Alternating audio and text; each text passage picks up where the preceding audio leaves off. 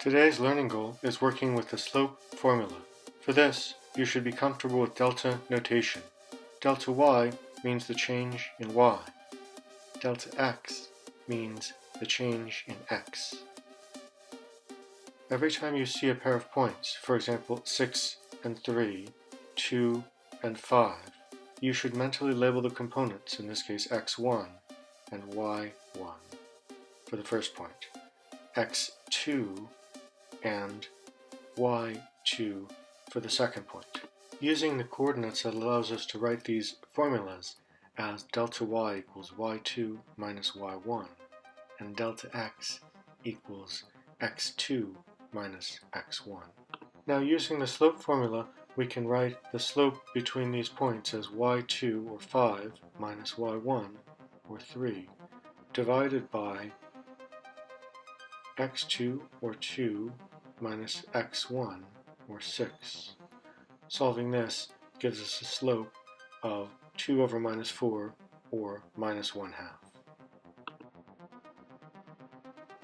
For the first 4 problems, we're finding the slope from a graph. You've done this already in pre-algebra. For this, we have 2 points on a line, or we find 2 points on a line, and we figure out the slope by counting the delta y, or the rise, as 1, 2, 3 in this example, and then delta x as the run, or 1. That's the change in y and the change in x.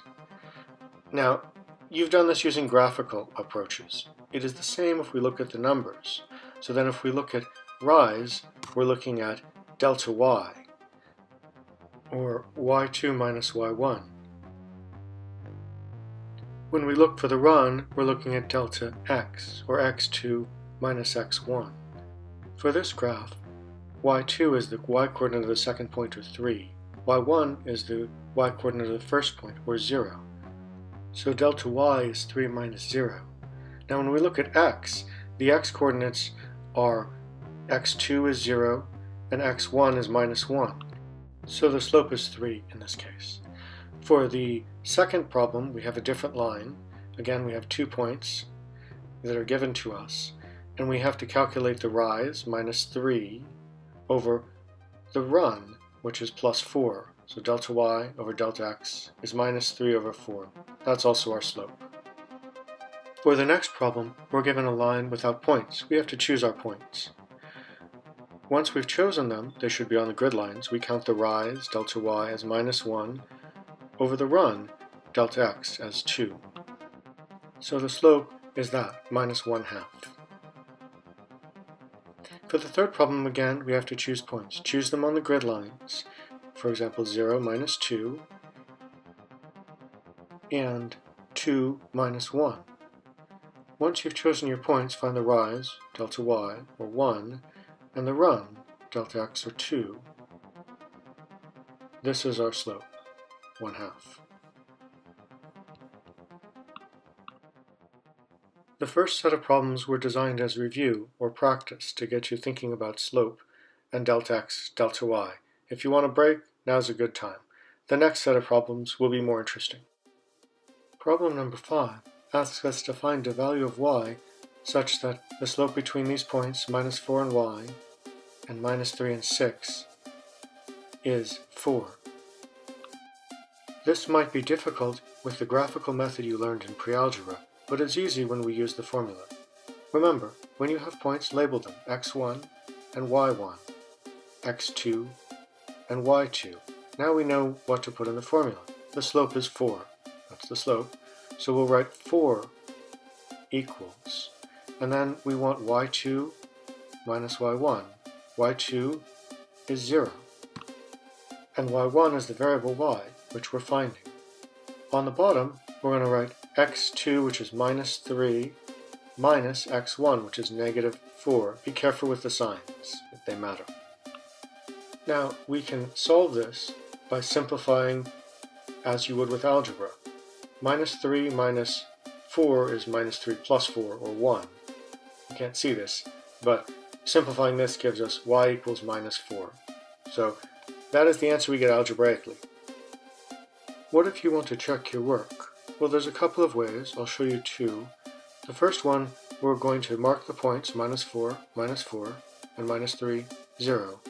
We'll draw them on a graph and make sure that using the pre-algebra approach we find rise over run is 4. So unfortunately part of the graph was truncated, but walking up the rise is 1, 2, 3, 4. That's delta y from -4 to 0. The run from -4 to -3 is 1. That's our slope, 4. The other way we can check our answer is by looking at the definition of slope. Change in y should be 4 times the change in x. X increased by 1. Y increased by 4. Those numbers match what we expect for slope 4. The next problem is a similar one. This is problem number 6. Find y so that 0, y and -2, 4 has slope 1/2. Label them x1 and y1, x2 and y2. You should always do this with points. Now we write the slope formula. 1/2 equals y2 minus y1. 4 minus y, we're finding y. Divide that by x2 minus 2 minus 0. We then solve this algebraically. I'm going to show these using the cross product because that's simpler to see. So we'll multiply both sides by 2 and by -2 to give us -2 times 1 equals, and use parentheses, 4 minus y times 2. When you do that multiplication, distribute it. Part of this was truncated, but it's -2 equals 8 minus 2y, which we can then express again as -10 equals -2y, or y equals 5. That's our solution. I like to check my work, so I put in 5 here and see x changed by -2. Y should have changed by 1/2 of that in the same direction, so -2 for x and -1 for y. That matches the slope. So the answer looks good. For question number 7, we have some more interesting fractions. We have to find x such that -5, 16 and x, 3 has slope 13/3. Label the points x1 and y1, x2 and y2. Now write the slope formula. 13/3 equals y2, or 3, minus y1, or 16. Divide that all by x2, our variable, x, minus -5. Be careful with the signs. Subtracting a negative number is adding a positive. So 13/3, if we simplify, is -13 over x plus 5. Here again we will cross multiply. We multiply x plus 5, use parentheses, times 13 equals -13 times 3. Now when I say cross multiply, we multiply both sides by 3.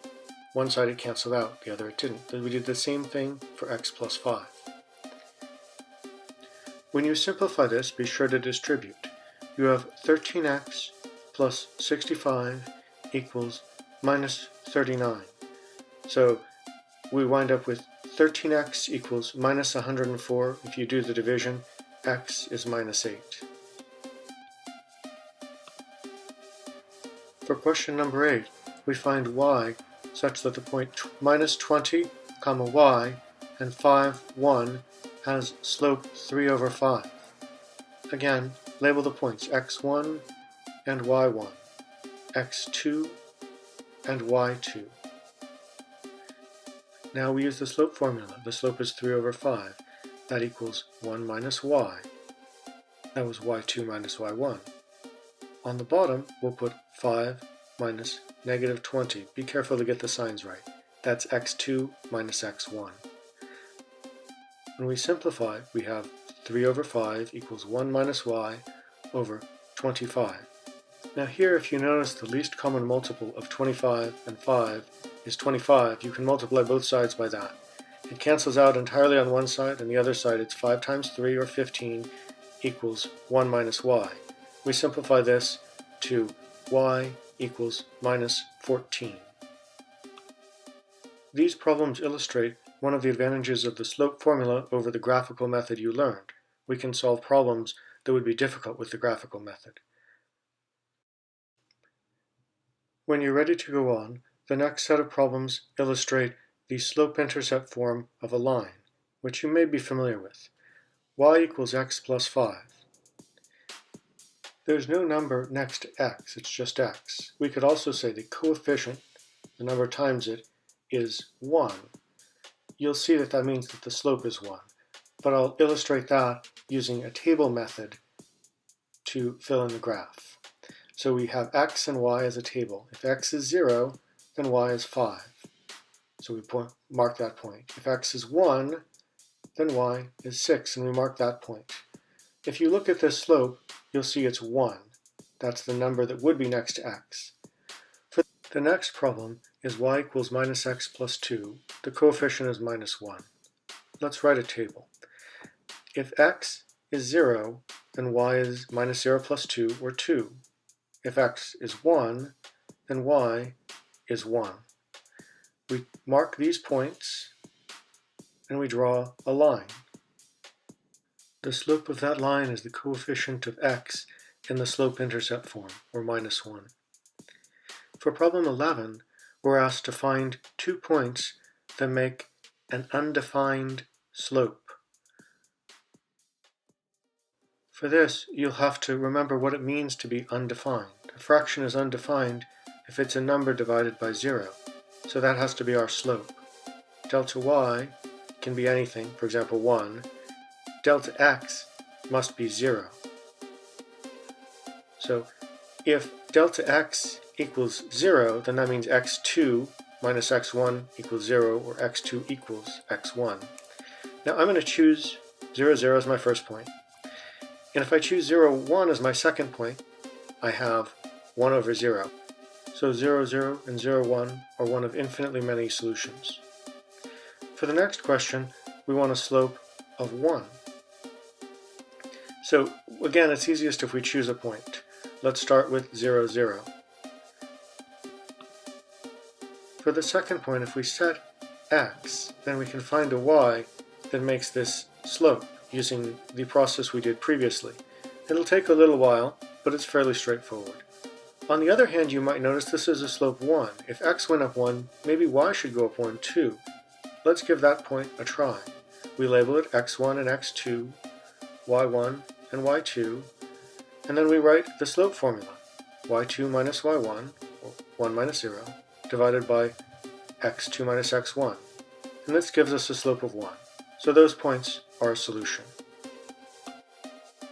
Problem number 13 asks us to find the slope of an equation in slope-intercept form. Again, if you know slope-intercept form, this is easy. You find the coefficient of x, and you're done, minus 3 over 2 in this case. If you don't remember that, or want to confirm, write a table. If x is 0, y is 0. If x is 1, y is minus 3 over 2. Then we use the slope-intercept form, and we find that y2 minus y1 over x2 minus x1 is minus 3 over 2. For number 14, we have y equals x plus 1. There's no number next to x. That's like an implicit coefficient of 1. I'll use a table and the slope formula to confirm that that is the slope. If we set x to 0, then y is 1. If we set x to 1, y is 2. Now we label these y2 and y1, x2 and x1, and we use that formula, y2 minus y1 divided by x2 minus x1. This gives us 1 over 1, or 1. That is the slope. I've left 15 and 16 as exercises. There are many ways to solve them. You could make a table, as I just did. You could test some points against the equations. You could graph the equations. Your choice. The goal of this lesson was to work with the slope form, y2 minus y1 divided by x2 minus x1. Thank you for watching. Good luck.